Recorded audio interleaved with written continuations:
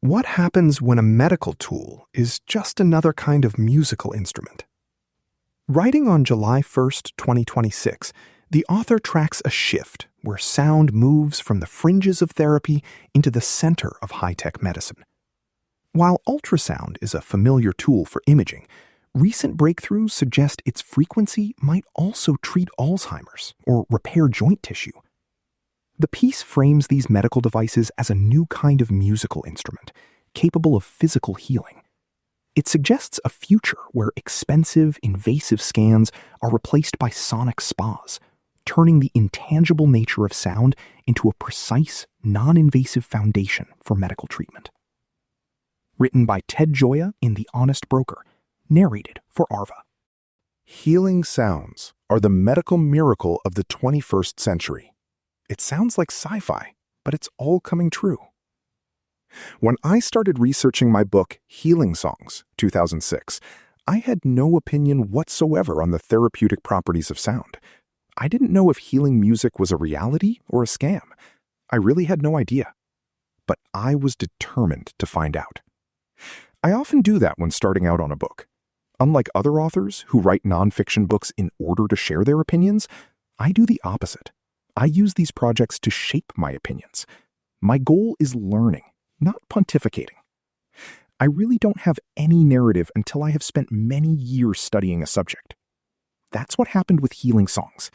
I eventually became a true believer in therapeutic sounds, but it happened gradually over the course of researching and writing the book. That was when I first got obsessively interested in ultrasound. I saw it as the modern medical counterpart of the healing songs made by shamans, drum circles, singing bowls, and the like. They are all part of a continuum. Please support my work by taking out a premium subscription for just $6 per month. Even before starting on the Healing Songs book, I knew that ultrasound was used in breaking up kidney stones and cataracts, but I now began viewing the devices used for this healing, lithotripters, phacoemulsifiers, etc., as plugged-in musical instruments, not much different from synthesizers and drum machines. This shocked people. It still does. How dare I refer to medical devices as musical instruments? A fun side note, the guy who invented the machine that treats cataracts with ultrasound was a professional jazz saxophonist. But we were still in the early stages of the ultrasound revolution back then. Medical researchers have been slow to grasp the power of sound, probably because it's intangible, but that's now changing. I've written about this before, see article links below, but I have to do it again today because so much is happening right now.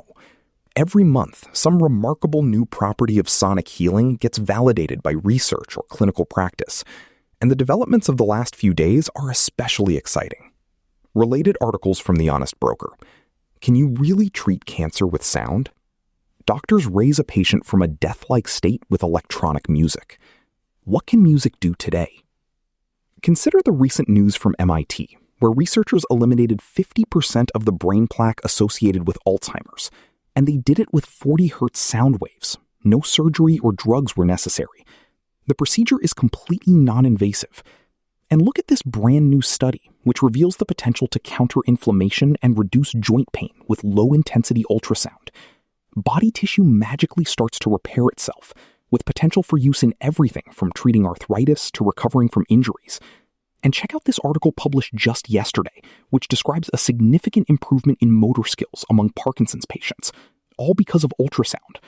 But I'm especially excited by the recent announcement from San Francisco research lab Midjourney.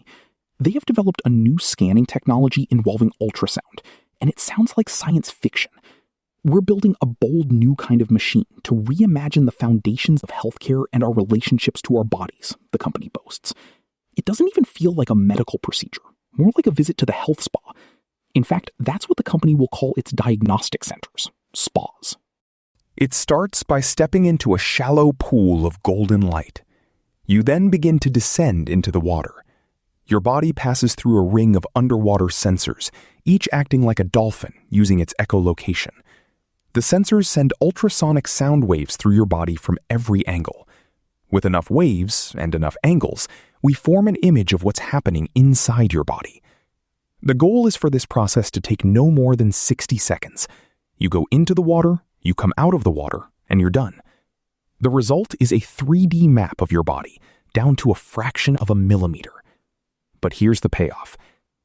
We think it's completely possible that with enough early imaging in the future, the world could avoid 30% of all deaths and 50% of all healthcare costs. I recently underwent both a CT scan and MRI in preparation for an operation. Blessedly successful. So I have first-hand experience of scanning today. I know how costly and cumbersome current scanning procedures are, especially because my scans were done with and without contrast, which involves intravenous use of dyes made with rare earth mineral gadolinium. The bill was $3,000 for the MRI and another $1,000 for the CT scan. I was fortunate to have good insurance coverage, but in addition to costs, I had concerns about long-term effects from the dye and scans. The idea of replacing this with sound waves in a pool of water is very appealing. But that's just the first phase of this tech. This new approach is so cheap and easy that people will be able to have weekly or monthly scans, and thus have constantly up-to-date info on the state of their body. I can imagine future expansion into treatment, involving the same gentle technology. Step into the pool of water to get scanned and cured. That's because these various ultrasound technologies are likely to converge, with diagnostics and therapeutics coming together.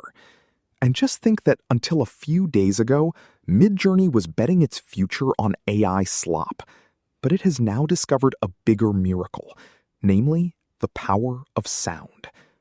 A lot of this magic is based on the ultrasound on a chip tech developed by Butterfly Network, a company that helps expecting couples see the first images of their babies in utero. Procedures of this sort, even non-invasive ones, still require FDA approval. But Midjourney wants to open its first spa in San Francisco next year. By 2031, they hope to have 50,000 scanners in use, with the capability of handling 1 billion scans per month. Meanwhile, another company, Aleph, is rapidly developing brain scanning with ultrasound, and recently released the most detailed vascular image ever of a living human brain. But that's nothing compared with its greater ambition, namely to create a kind of telepathy via ultrasound. I'm not joking. Mind reading is really part of their business plan. We already know that what people see with their eyes can be determined via brain scanning. This suggests the possibility of a form of communication which bypasses our sense organs entirely. We think our telepathic future is both imminent and wonderful, the company states on its website. The MRI community is suspicious of this rapid evolution in ultrasound and will fight to prove the superiority of its costly, up to $3 million, technology. I'll leave it to others to weigh the pros and cons, but I do know from my many years of research into healing music that outsiders underestimate the power of sound. In any event, we will soon know more, because these procedures are getting commercialized at a very rapid pace. If you care about therapeutic sounds, there has never been a better time than right now. Meanwhile, if you're looking for more immediate and mundane uses of ultrasound, let me close with this. Hey, maybe that Midjourney health spa will also offer the best coffee in town.